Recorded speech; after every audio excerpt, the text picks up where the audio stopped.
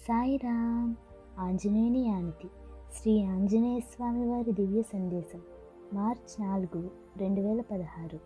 ప్రశ్న: భగవంతుడు ఎట్టివాడు స్వామి? సమాధానము: భగవాన్ అంటే ఆయన ఒక శరీరం కాదు, శరీరానికి పరిమితం కాదు, ఏదో కొంతకాలము ఈ భూమి మీద నివసించిన వ్యక్తి కాదు. అంతా భగవానే, అంతా స్వామే. స్వామి సూచించిన మార్గంలో ప్రయాణించడంలో ఏ అవకతవకలు ఉండవు.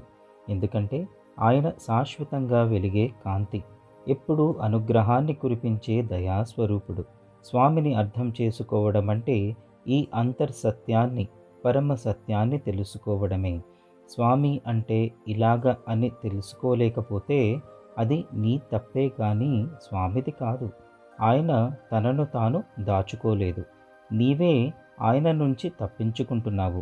ఆయన నీకంటే భిన్నమని ఆయన ఎప్పుడూ అనుకోలేదు, ఆయన కంటే భిన్నమని నీవే అనుకుంటున్నావు. సాయిరామ్.